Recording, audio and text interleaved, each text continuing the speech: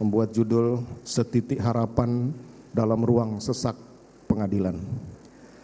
Majelis Hakim yang mulia, Jaksa Penuntut Umum dan Penasihat Hukum yang terhormat. Setelah berlangsungnya persidangan yang cukup panjang dan melelahkan, akhirnya sampailah kesempatan bagi saya untuk menyampaikan pembelaan dalam perkara pidana ini. Pada awal kesempatan ini, perkenankan saya lebih dahulu menyampaikan puji dan syukur yang tidak terbatas atas kebesaran dan berkat Allah yang Maha Kuasa, Tuhan yang Maha Pengasih, atas perlindungan, perawatan, dan nafas kehidupan bagi saya, istri, dan anak-anak di masa sulit yang sedang kami hadapi saat ini. Saya juga mengucapkan terima kasih kepada Yang Mulia Majelis Hakim, Penasihat Hukum, dan Jaksa Penuntut Umum yang dengan penuh kesabaran dan ketelitian telah memeriksa perkara ini semata-mata untuk menggali dan menemukan kebenaran material yang begitu penting untuk menentukan keputusan yang adil bagi semua pihak, tidak terkecuali bagi saya selaku terdakwa. Majelis Hakim yang mulia, Jaksa Penuntut Umum, dan Penasihat Hukum yang terhormat. Nota pembelaan ini awalnya hendak saya beri judul Pembelaan yang Sia-sia, karena di tengah hinaan, caci maki, olok-olok serta tekanan luar biasa dari semua pihak terhadap saya dan keluarga dalam menjalani pemeriksaan dan persidangan perkara ini, acap kali membawa saya dalam keputusasaan dan rasa frustasi. Berbagai tuduhan bahkan vonis telah dijatuhkan kepada saya sebelum adanya putusan majelis hakim. Rasanya tidak ada ruang sedikit pun untuk menyampaikan pembelaan.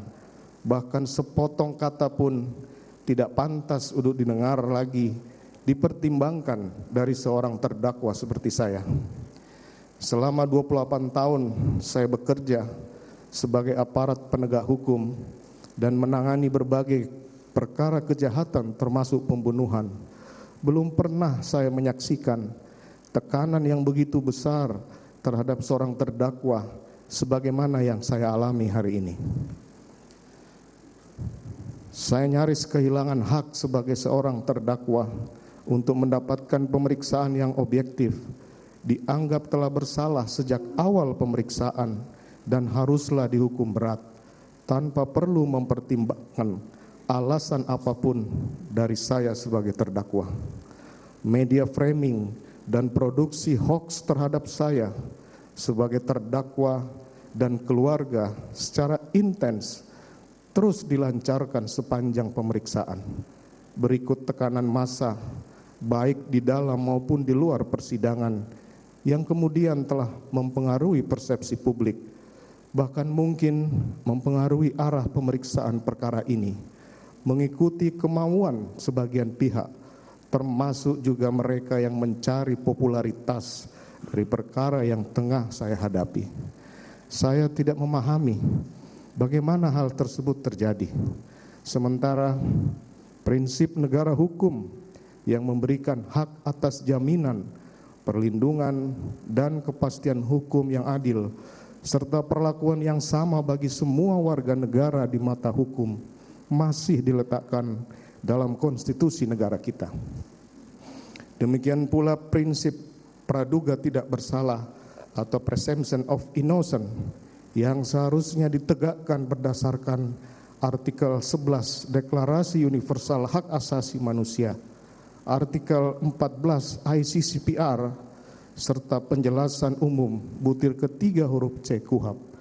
Demikian pula pasal 8 ayat 1 Undang-Undang Nomor 48 Tahun 2009 tentang kekuasaan kehakiman yang menegaskan bahwa setiap orang yang dituntut dan dihadapkan di muka sidang pengadilan wajib dianggap tidak bersalah sampai adanya putusan pengadilan yang menyatakan kesalahannya.